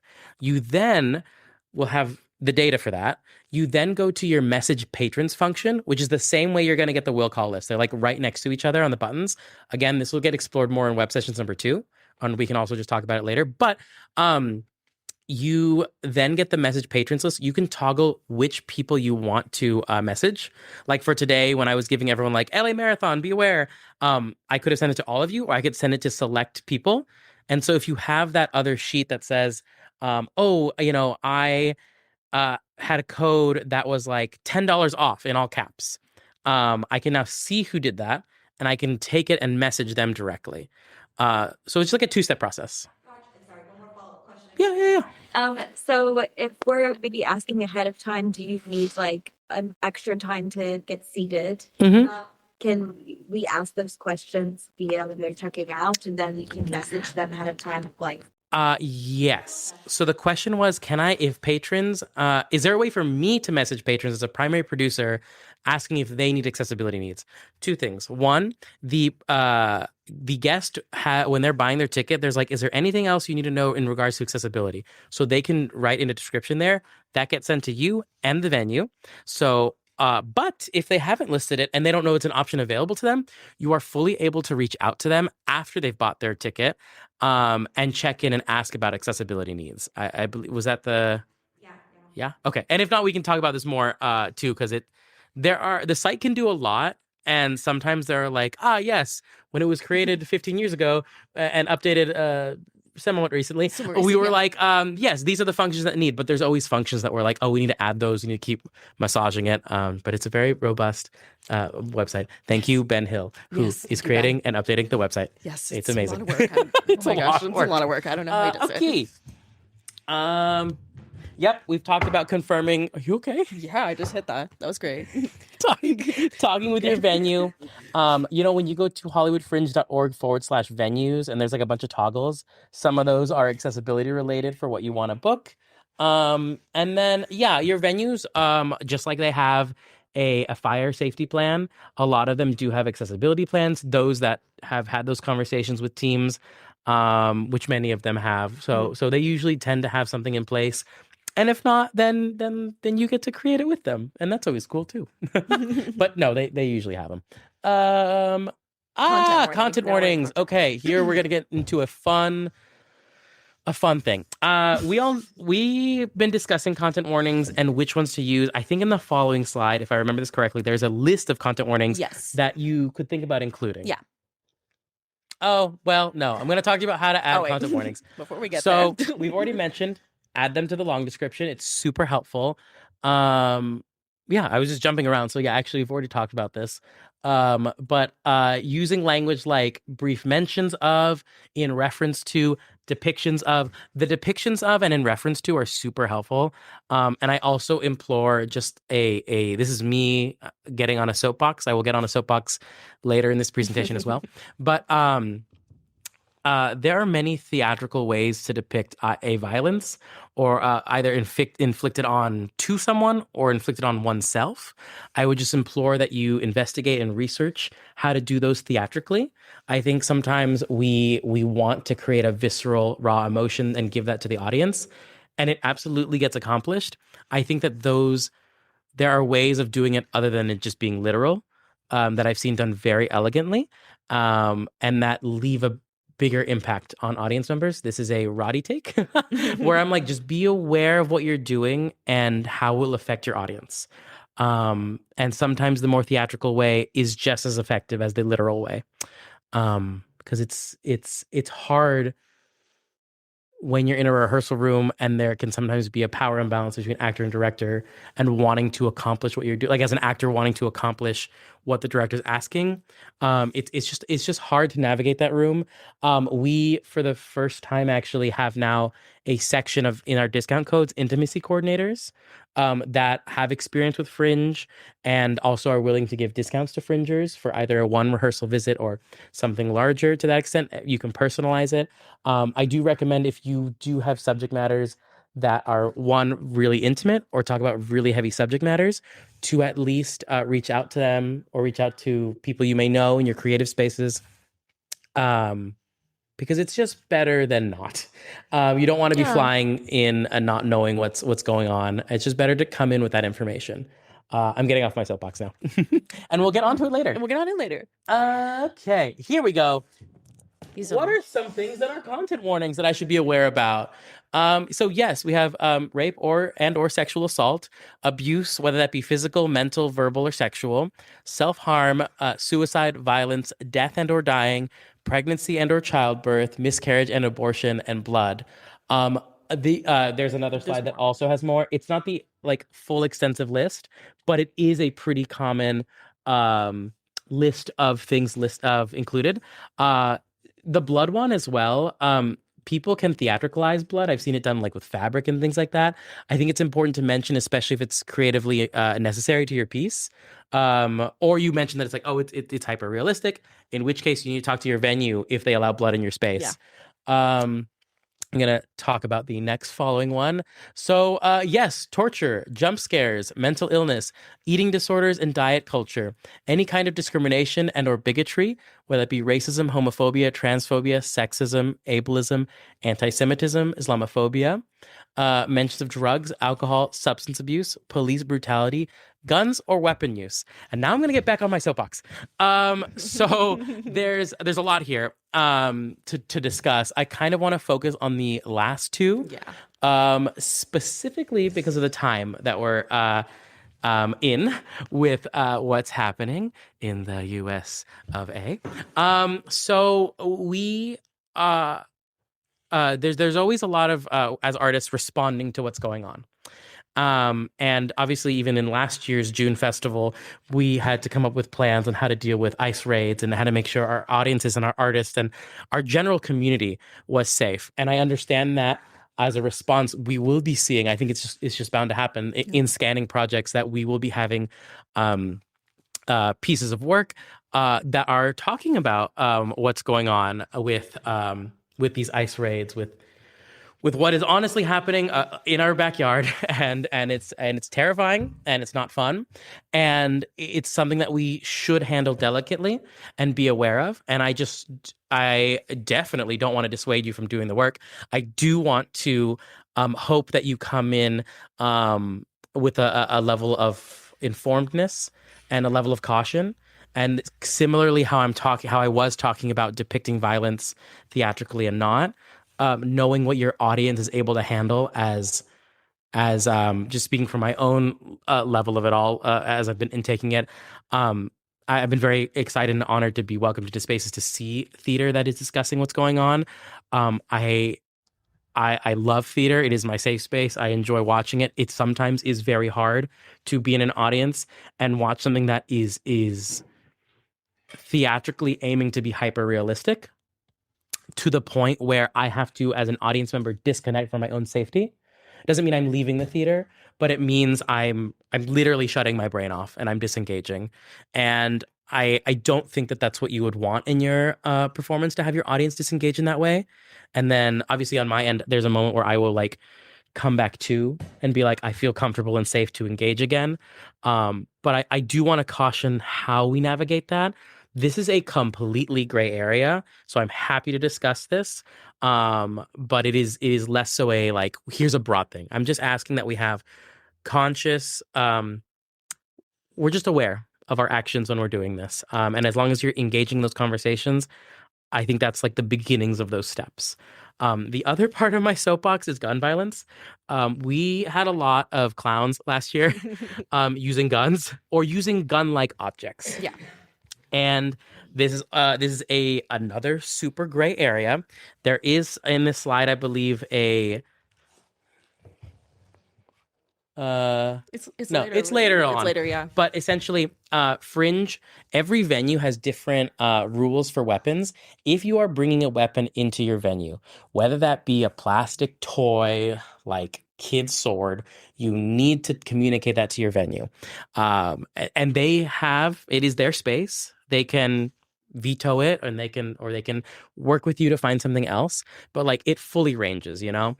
And Fringe is a wild blossoming space, but like on an equity level, do not ever point a gun at an audience member. Do not ever point a gun at your fellow artist. You treat that gun as if it is real. We've seen clown shows where they literally write gun on a piece of cardboard that is an L-shaped thing. It's very funny. It's hysterical, but it's also contextual. And again, you treat that as a real weapon, and you have to be aware of how you're using it. This is, again, another major gray area, so it is a case-by-case basis. So if you're watching on the live stream and have questions about this, please email us at support@hollywoodfringe.org. But again, even like on the equity rules, if you are, aiming a gun at someone, the audience will not know if it is literally here or here. And I'm never aiming directly at my scene partner. It's just something important. I think that when we work in these intimate spaces, we think that they can really see everything. And while that is true to some extent, like this, which is behind Jeannette, and this, which is in front of Jeannette, will be theatrically fulfilling. Also, if you're pointing guns and it's going out to the audience, being aware of the aisles and where you're able to go above their heads is traditionally something I really recommend. Um, and then yeah, we just there are instances because we can't monitor everything, and it's not really our job to monitor everything. It's our job to tell you best practices. Yeah. But there are moments where I'm like, I came into a show and I did see a member of the audience, or I did see an actor pointing a gun at an audience. And in my non-Fringe theater going experiences, I have seen someone do this, and it had a very significant effect on the audience member to the point where the show had to stop, and it was an impromptu intermission, and it disrupted the flow, which I don't think was the intention of the creative team. And then it was resumed again. Like, you have to be aware that, there's a cultural context of living in America and the violence of a gun, even just on stage. Aaron, I'm happy to have you chime in on this as a venue manager and a theater person. But I will, if you want to come up here, or I'll give you this so that the live stream can also hear you. Yeah, so they can hear you. This is Aaron Lyons, everybody. Hi. So one of my questions is, I know back in the day, because I've done theater in this town for 1,000 years, if there was the noise of gunshots, like blanks or something that was loud enough, we had to inform the non-emergency LAPD that at 6:45 on this Friday, there will be a simulated gunshot, because I've been in shows that the cops have raided before because someone walking by reported a gunshot. Wow. Crazy. I did not think about this. Wow. Okay. Wow. I don't know if that's still part of the rule. A lot of people don't use blanks anymore. Yeah. Yeah. And they're usually recorded. Yeah. But if you are using blanks, that is definitely something, because it's not just the actual physical thing; it's the sound that triggers a lot of people. Yes. If you've experienced gun violence, or were in the military or law enforcement or any of those sort of things, the sound of a gun just kind of does something to some of us. It's just like, yeah. So, that was all I had to say. Thank it was you, more Aaron. a question about the LAPD than anything else, but Yeah. I would say I've comparatively to the Fringe history book been here for a very few amount of festivals. I haven't encountered using blanks anymore. I feel like a lot of artists have moved away. Doesn't mean it's not going to happen. Right. And especially why I'm glad that you're bringing it up. I think it's something to be discussed with the venue. And then similarly to the smoke and haze, it's like, if you are using smoke and haze at a certain level and extent, you do need to communicate with the LA Fire Department and notify them. I think the same goes for here. I think we sometimes forget that we're in theaters and we're like, oh, but we're sheltered in our theaters. But as we've seen, a lot of these spaces kind of lead out directly into the public sidewalks. Mm-hmm. And not every theater is as soundproofed as they might want it to be. Something that comes to mind is if I'm a theater manager and I run 4 spaces that are all next to each other, that is something to just common courtesy, modifying your volume if it's super loud, but also being aware of what you're playing and what's happening in the other theater kind of thing. Yeah, I will do some more research on that one, because I'm that's a good very point. fascinated about that. Yeah, I didn't know that. But yeah, communication, venue, and then I'm going to look into that one. But do you want to think? I just want to quickly add something. Just for everything we're talking about, we're not trying to get you. We're not trying to be like, oh, you didn't put this in your project. But no. These are just tools, especially since we have a lot of our artists are first-time producers. So this is maybe new for them. We just want to give you resources. This is also sort of an educational thing as well. And again, if you have questions, we want to have a conversation with you. We want to help you. So send us an email. We're just giving you the resources and thinking critically about your show as well. It's just really important. And there's 2 things I'll say before we continue, but just something came up is one, these are real topics that affect people, whether it hasn't affected you or not. These are real experiences for people. So just taking that in consideration with the content warnings. I understand that there are conversations at theater of not wanting to spoil things. And again, there's a gray area. I get it, but these do affect people every day. And this is just my personal opinion, take it or leave it. But I feel like once you have an audience member in your seat, you're taking care of them. It's your responsibility. Their emotions are real, so just taking that into consideration and making sure they're just aware beforehand. And then I will say one second thing just to think about, because I'm going to forget later. I have ADHD. I'm not going to remember this. But what I will say is in terms of accessibility and content warnings, just again, it's really important to think critically, not just for your show and for audience members, but for yourself. You never know when in the future something may trigger you. You never know. And unfortunately, you learn in like a really unfortunate time, but now you're aware later on. So it's just good to like have this knowledge, even with accessibility. Again, for me personally, the smoke and haze, I've never really cared before. Now I'm like, that's one of the first things I checked. That's okay. But now it's something I know. And it's something I didn't know about before, to be honest. I didn't realize it was something that would trigger me. So again, everyone's different, but it's just, this is just a really, it's just, you know, something to think about. And also we're learning too.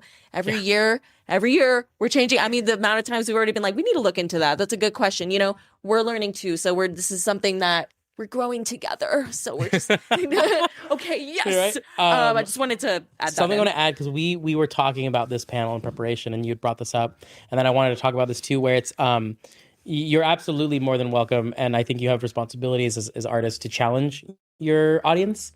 But there's a difference between oh my God, what's the word I just said? Challenging. There's a difference between challenging them and scaring them. Yeah. Scaring them in a way that it evokes like high levels of fear. Yeah. And I don't know where I saw this or read this or watched it or something, but it's this idea of like, you know, there is a suspension of disbelief when you're watching performance.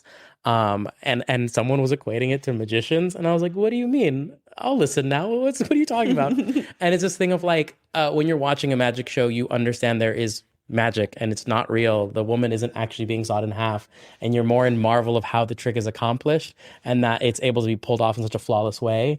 It's the same thing where you know that there is a suspension of disbelief and you are an audience member in a room experiencing things with everyone else. Do not make your audience complicit with something that may be really dangerous.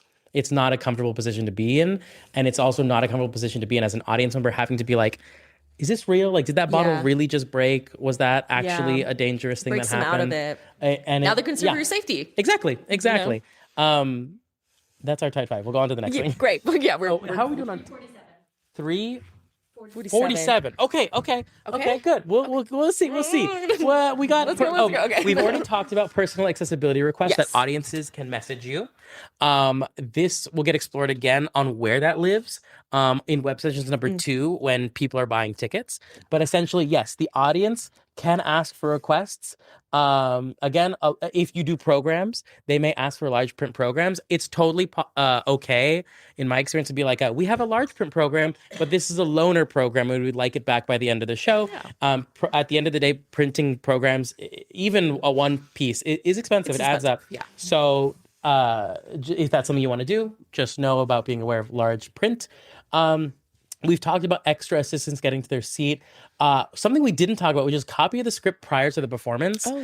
This is also an accessibility need, especially if there are audience members where English is not their native language, or if your work is not in English and you still want an audience member to engage. I've had that happen a few times where people were like, I'm so excited about this Spanish performance piece. Would it be possible to obtain the script? I understand that there is some sometimes nervousness about sharing that script and asking, like, please don't, show that elsewhere. There are ways to do, PDFs and also like PDFs that only open for 24 hours. Happy to talk about that more. I understand that some people just feel very protective of their work, as you should, but also know that the member asking for that accessibility is rarely trying to do so in a malicious way. It's more so like, I just need to understand what's happening in the show.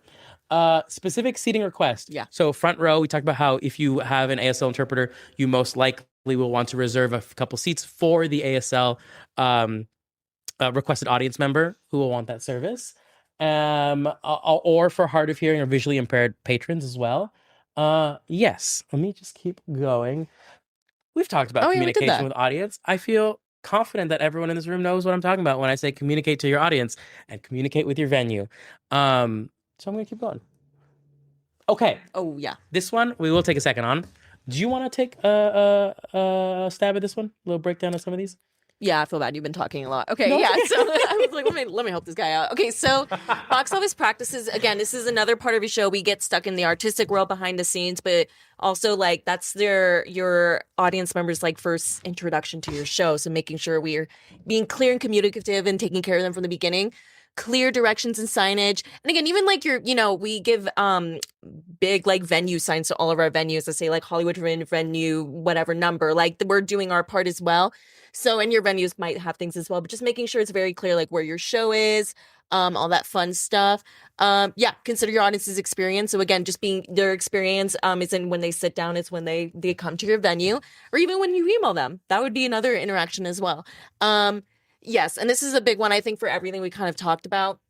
Being hyper aware of not tokenizing audience members with accessibility requests while also working your hardest to ensure their access need is met. So everything we've talked about today, like we said, realistically, we want to be accessible to everyone, don't we all? But there, there are restraints, and that's okay. But we have to be clear and communicative. And it's not, hey, it's fun to add all those flags on the project page. I mean, it could be a little game if you want, but there's like real people who really do look into this and really depend on those flags that you may be putting on your shows to come in and experience. It's not just about how they're real people. They're real people who really have needs. So just make sure, like, if, even for the script thing, right? If for whatever reason, maybe there's like a copyright thing, like who knows, and you really can't provide it, just be clear and communicate. Be like, I'm so sorry. I totally understand. Whatever, any sort of need, but just make sure they know. I'll also add for a second here. So some venues offer to run the box office, and they have someone dedicated to that, and they are aware of that routine and that practice.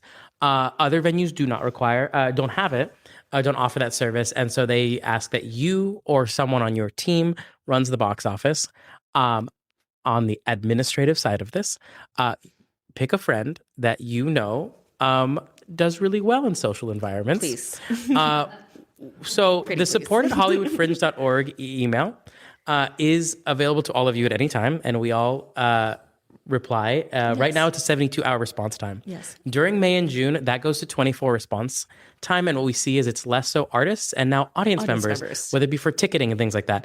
There are the occasions where we get a support at hollywoodfringe.org email from an audience member who was like, I had a really, really bad time talking to this person at the box office, and it really did not make my experience feel good.